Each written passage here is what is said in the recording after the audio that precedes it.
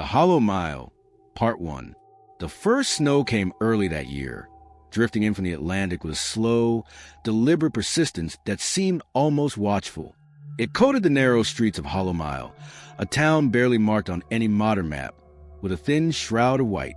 From a distance, it might have looked serene, postcard-perfect rooftops, soft smoke curling from chimneys, but anyone who had lived there long enough knew better. The snow didn't just blanket the town, it muted it. Sound didn't carry the same way. Footsteps vanished almost before they were heard, and the wind spoke in low tones, as if whispering in someone else's ear. Beyond the cluster houses, the woods stood dark and still, their skeletal trees leaning inward like conspirators. Generations of Hollow Mile's residents had learned to keep their distance from those woods once winter set in. Some called it superstition, others called it survival. There were places in the forest where the snow never stayed white, where it absorbed the color of something old and unseen beneath the surface. Marianne Firth felt the change before she saw it. She had lived on the edge of Hollow Mile all her life, in a weather-beaten house that faced a tree line. Her father had told her once, long before his mind failed, that the forest could sense weakness. The sick, the grieving, the lonely, it watched them, just as it had watched their parents and their parents before them. It was not the kind of story one repeated aloud. Hollow Mile didn't tell its stories. It swallowed them. That November, the days shortened faster than anyone remembered. The sun seemed to rise reluctantly, dragging itself over the horizon only to sink again in what felt like moments. At night, the darkness was thick enough to feel against the skin, and the wind carried smells that didn't belong to snow or pine. It smelled like damp earth, like copper, like something that had been buried a long time ago but no longer wanted to stay buried. The first sign came in the form of tracks. Marianne noticed them from her kitchen window one morning. Deep impressions in the snow that led from the woods straight to her back door. They weren't shaped like anything she recognized. Too long for a human foot, too narrow for a deer. And yet the stride was deliberate, evenly spaced, as though whatever had made them had known exactly where it was going. By the third day, the tracks appeared every morning, each time a little closer to the house. She stopped sweeping them away. It didn't matter. Fresh snow fell each night, but the prints returned, pressing deeper, sharper into the frozen crust. Once, she thought she saw movement in the tree line, a sliver of black against the white, there and gone before she could be sure. The animals felt it, too. The feral cats that prowled her yard vanished. Crows abandoned the telephone lines and took to circling high above the forest, crying out in short, ragged bursts. Even the air inside her home seemed to still, as if waiting. On the seventh night, the power failed. It wasn't unusual in Hollow Mile. The old line sagged under ice every winter. But this time, the darkness seemed deeper, the silence heavier. Alone in her unlit kitchen, Marianne watched the window. The snow reflected what little moonlight there was, but the forest beyond had no reflection at all, just a wall of black that seemed to drink the light away. That was when she saw the first face. Not a full face, not in a human sense, but something pale and featureless pressed just beyond the glass. It didn't move when she did. It didn't blink. The shape of it wavered slightly, as though it wasn't standing in the snow, but hovering just above it. By the time she found the courage to step closer, it was gone. No prints in the snow, no sign of disturbance. Only the white surface, flawless and unbroken. That night, she dreamt of the woods. She dreamt she was walking between the trees, and that each branch was bending toward her, brushing her hair, her shoulders, her face. The ground was soft, not with snow, but with something damp and yielding. She didn't look down, but she knew it wasn't soil beneath her feet. And somewhere ahead, in the endless dark, a sound pulsed like a heartbeat, slow and patient. When she woke, her sheets were damp, not with sweat, but with melted snow. Part 2. The next morning, Hollow Mile lay under a sky the color of ash. Snow had stopped falling, but the air was thick with cold, the kind that clung to the skin and settled deep into the bones. Marian moved through her house with slow, careful steps, as if sudden motion might draw unwanted attention. She avoided the kitchen window. She didn't want to see the tracks. But by midday, she couldn't help herself. Pulling the curtain aside, she scanned the yard. The prints were there, as she had expected, though something about them had changed. They were no longer evenly spaced. Now they meandered, doubling back in places, forming wide arcs as if whatever left them had been circling the house. One set led to the shed at the edge of the property, the shed she hadn't unlocked in years. The lock was still in place. The snow around it, however, was disturbed, patted down as though by hands or paws that had lingered there. She forced herself to turn away. The mind could conjure explanations for anything if it tried hard enough, and she tried: raccoons, the wind, tricks of thaw and freeze. But as evening fell, the unease inside her swelled like a rising tide. That night, she lit every candle she could find. Their glow pushed back the dark, but only within a narrow circle. Beyond that circle, shadows moved. She saw them shift across the walls, elongating, collapsing, stretching into shapes that did not match her own. Sometimes they seemed to pause, their edges trembling as if listening. When the wind rose, it brought with it a low, resonant hum. It wasn't the moan of air through eaves or chimney. This was deliberate, rhythmic, and almost felt rather than heard. Her teeth ached with it. In the small hours, she woke to find the house silent again. Too silent. No ticking clock, no creak of settling wood. The air pressed against her like the bottom of deep water. Somewhere downstairs, a single floorboard groaned. She lay still, heart pounding, and in that stillness came the certainty. She was no longer alone in the house. The sound came again, not from one spot, but from many, as though the intruder's weight shifted across the floor in slow, careful movements. Then the smell arrived, damp soil, rust, something older and sweeter beneath it, almost like decay. It grew stronger until she could taste it on her tongue. She thought of her father's warning, that the forest could sense weakness. It was in the house now. Whatever had been watching had found a way inside. Her pulse roared in her ears. She imagined stepping to the bedroom door, imagined opening it onto the hallway, and seeing not the familiar shadow of the banister, but something else entirely, something that would look back at her and know her name without needing to speak it. She didn't move. She didn't breathe. And in that frozen moment, she realized something else. The sound of the wind had returned, but the candles downstairs were still burning. Something was moving among them. By dawn, she had not slept. The house looked the same, but she could tell it was only wearing the shape she knew. The air felt changed, stretched thin, as though part had been pulled away and replaced with something foreign. When she stepped outside, the tracks were everywhere, not just leading to the forest and back, but looping around the entire property in overlapping spirals. They led beneath the bare branches, to the shed, to her door, and then deeper into the woods. Her eyes followed them to the tree lean, and for the briefest instant she thought she saw the same pale shape from before, only now it was standing fully upright. No features, no face, but its presence was undeniable. It lingered until she blinked, and then it was gone, swallowed by the black mouth of the forest. That night, she dreamed again, the same dark woods, the same heartbeat pulsing in the distance.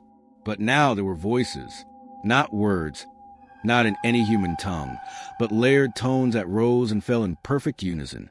They called to her, and each call made the air around her vibrate. When she woke, the smell of damp earth still clung to her hair, and there was snow on her bedroom floor. Part 3. The third week of November brought a wind that never seemed to stop.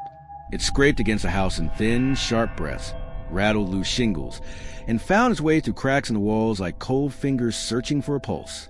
Even in daylight, the trees swayed without sound, their branches moving in strange, deliberate patterns, as if signaling to something unseen. Marianne noticed changes in the snow. Not just tracks now, but shapes pressed into the surface, sprawling impressions too wide to be made by feet, too shallow to be drifts. They were like the outline of bodies lying just beneath the surface, waiting.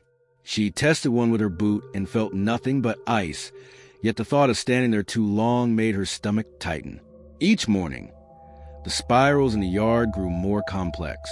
The paths wove inward toward the house and then outward again, intersecting at points that made no logical pattern. Once, she counted them, 13 intersections in all, and when she looked away, she swore there had been only 12. The nights became heavier.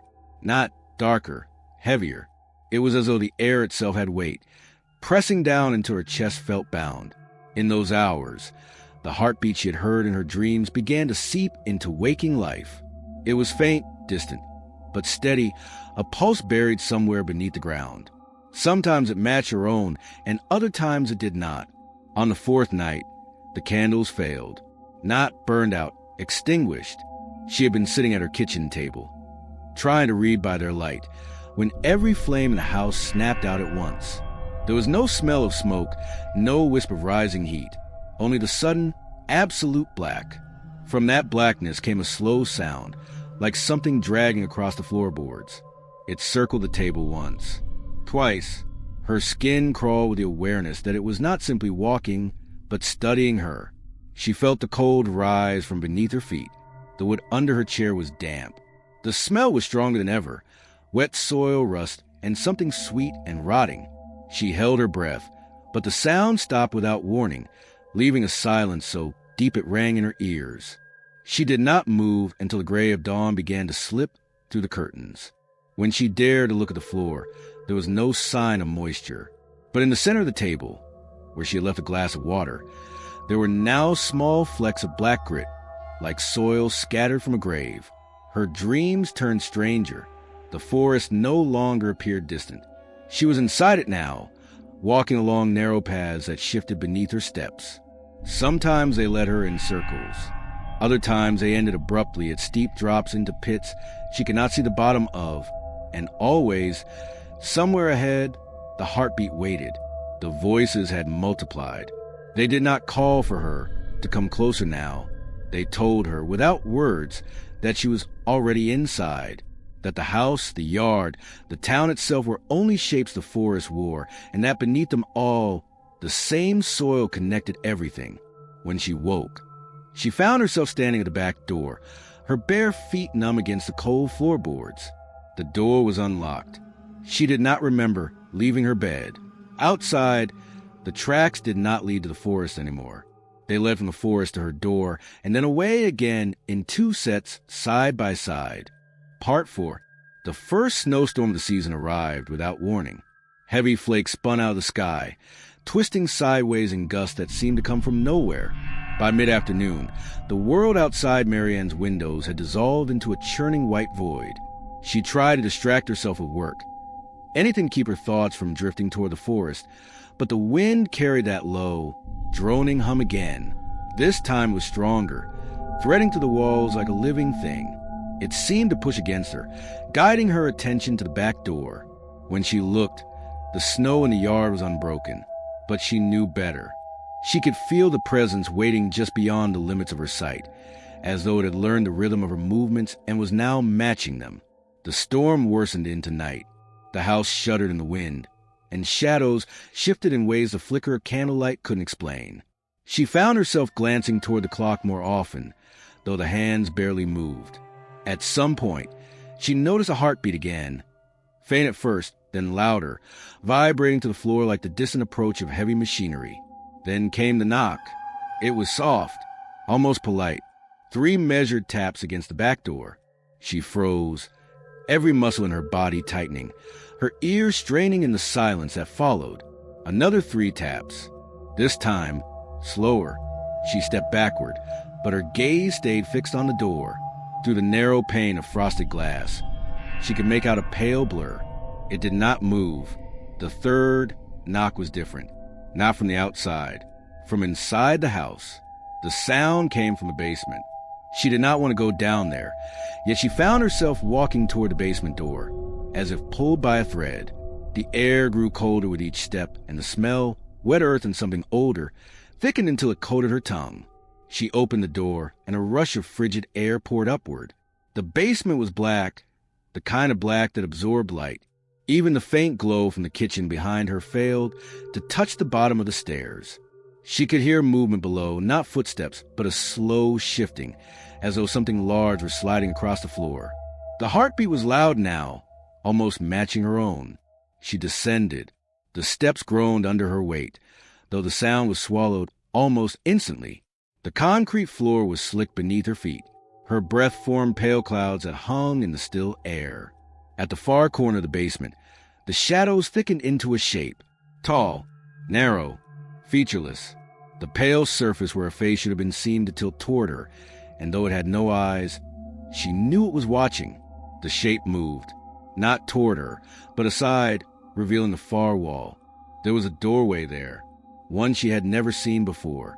Its frame was crude, the wood blackened with rot, and beyond it stretched not the foundation of her house, but a tunnel. The walls of the tunnel were packed earth, slick with moisture, and from somewhere deep within it came the steady, patient heartbeat. She could feel the pull now, stronger than fear, a low vibration in her chest, telling her that whatever was down there had been calling for longer than she had been alive, that the spiral paths in the snow were not random at all, but a map leading here. She took one step toward the tunnel. The heartbeat grew louder. The storm above howled, but down here in the cold soil, it sounded like nothing at all. Part 5. The tunnel breathed. The air inside it pulsed faintly, as though the soil itself expanded and contracted with each beat of the distant heart. The scent was overpowering now. Damp earth, cold stone, and metallic tang that stung the back of her throat. Every sound from a house above was gone. The world she had known felt sealed away behind a wall of earth. The first few steps were cautious, but the ground beneath her was firm, packed tight by countless passages. Roots hung down from the ceiling like tendrils, brushing her hair, tangling against her shoulders. Some were slick and pulsing faintly, as though they were not roots at all but veins. The deeper she went, the more the air seemed to thicken. Her chest rose and fell with effort, and the heartbeat grew louder, each thud echoing in her ribs. The tunnel sloped downward, and with each turn, the walls grew narrower. She had to angle her body to pass. She lost track of distance quickly. The spiral she had seen in the snow replayed in her mind, and she began to suspect that she was walking inside it now, moving closer to the center with each step. Then the walls opened. The tunnel spilled into a vast cavern, its ceiling vanishing into darkness.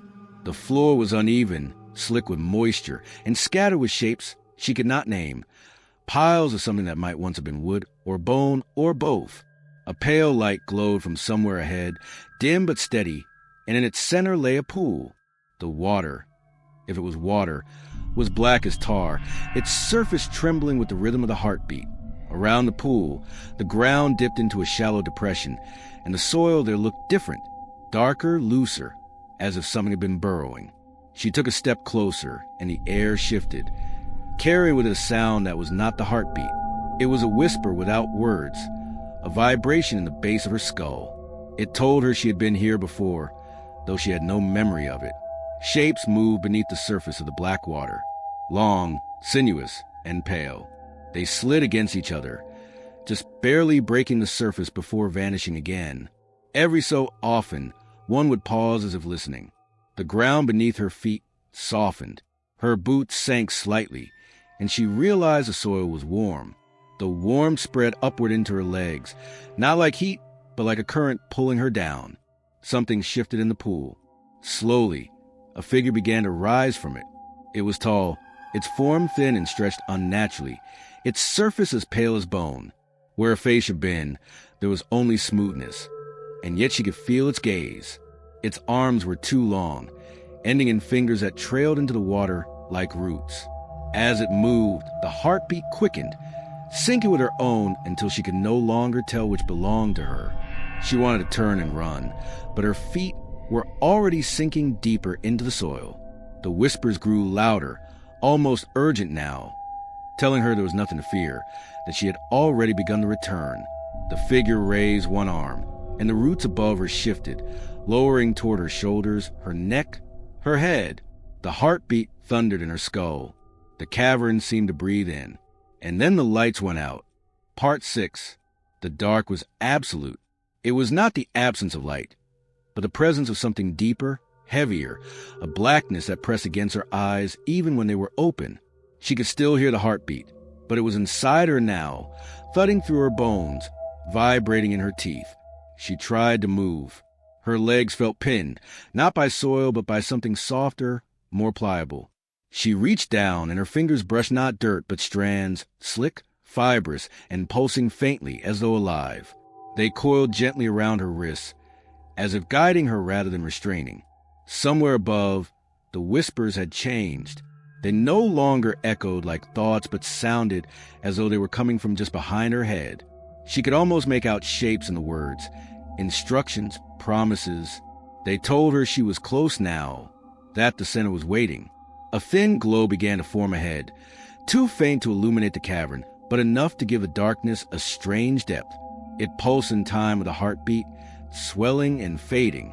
With each swell, the ground under her feet shifted, rising and falling like the surface of a slow, massive breath. She began to walk, or thought she did. The sensation of movement was strange, dreamlike, as if her body drifted forward without her legs. The walls around her rippled, roots sliding across them like veins tightening under skin. The glow brightened, and for an instant she saw it. The center. It was not a shape, not something that could exist in the ordinary world. It was an opening, vast yet contained, lined with countless pale figures kneeling in the soil, their heads bowed. The surface of their skin was the same smoothness she had seen before, featureless and blank, yet every one of them turned toward her in unison. At the center of them all, the black pool churned, though there was no water, only a depth that seemed to fall forever. From it, the heartbeat surged, and with each beat the kneeling figures trembled. The whispers surged inside her skull, louder now, impossible to ignore. They told her she had been lost in the outer rings for too long, that she belonged here, that she always had. Her feet slid forward without command. The soil was warm to her knees now, and she realized she was sinking. The pale figures shifted, rising slowly to stand, their movements fluid and synchronized, like marionettes on the same string.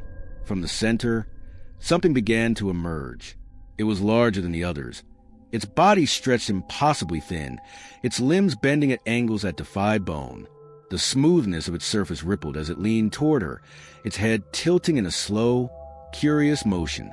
It extended one arm, not reaching but offering. She understood without words. She could step forward and the sinking would stop.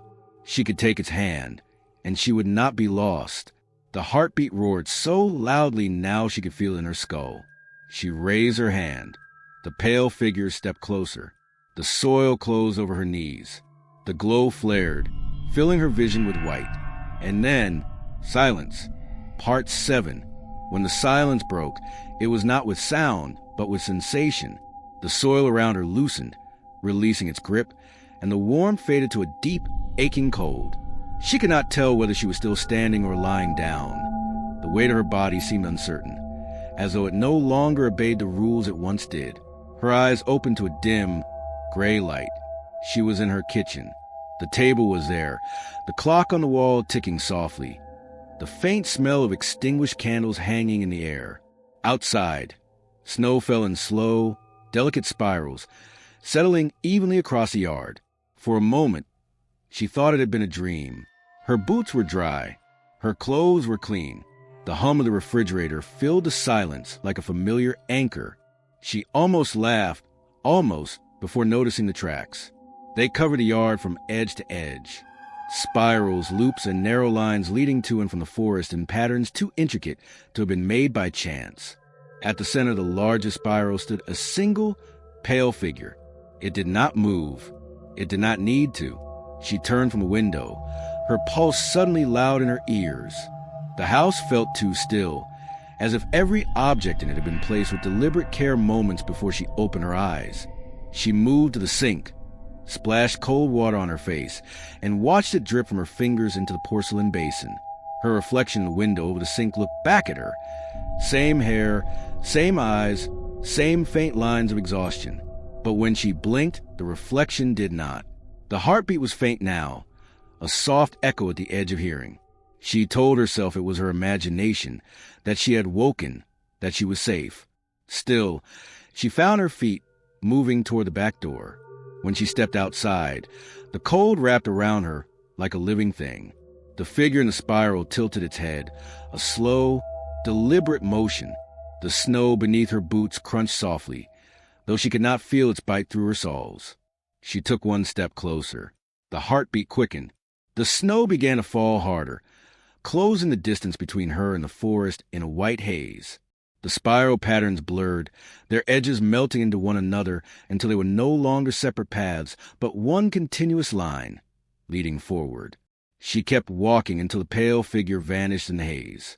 The forest waited, and Hollow Mile, quiet as ever, kept its secrets.